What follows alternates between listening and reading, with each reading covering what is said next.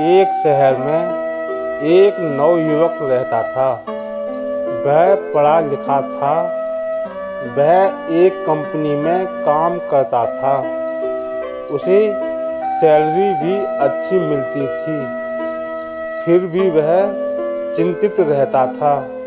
एक दिन वह एक विद्वान से मिलने गया। वह विद्वान बहुत ज्ञानी था। वह हर समस्या का समाधान कर देता था। लोग उसके पास अपनी अपनी समस्या लेकर आते और समस्या का समाधान पाकर खुशी से अपने घर चले जाते। उस नवयुवक ने विद्वान से कहा, महाराज, मैं एक बड़ी कंपनी में काम करता हूँ। मुझे सैलरी भी अच्छी मिलती है।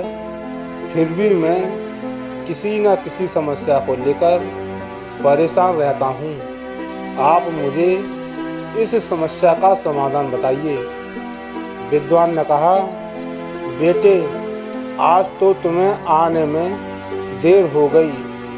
मैं कल तुम्हारी समस्या का समाधान कर दूंगा, लेकिन तुम्हें मेरा आज एक काम करना होगा। वह नवयुवक बोला, क्या काम करना होगा? विद्वान ने कहा, हमारे पास 100 ऊँट हैं। इनकी देखभाल करने वाला अपने गांव चला गया है। अब इनकी देखभाल करने वाला कोई नहीं है। आपको इन ऊँटों की देखभाल करनी है, लेकिन ध्यान रहे कि तुम्हें तभी सोना है जब सारे ऊँट सो जाएं। अगले दिन विद्वान नवयुवक के पास आया और पूछा, बेटा, रात को नींद अच्छी आई होगी ना? नवयुवक ने कहा, महाराज, मैं रात भर सो ना सका।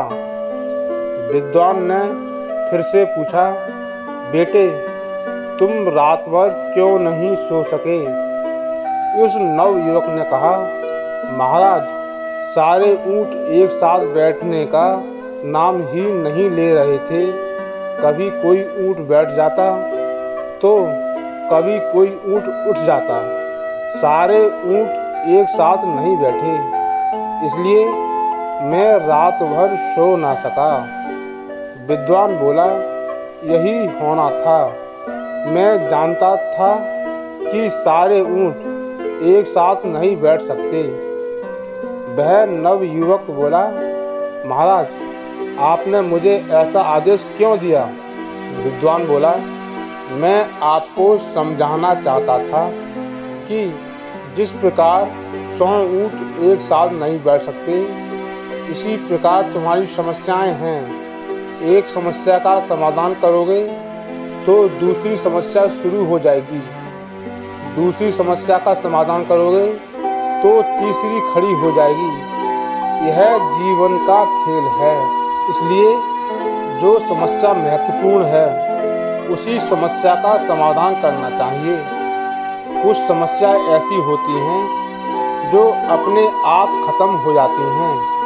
उनके बारे में विचार नहीं करना चाहिए।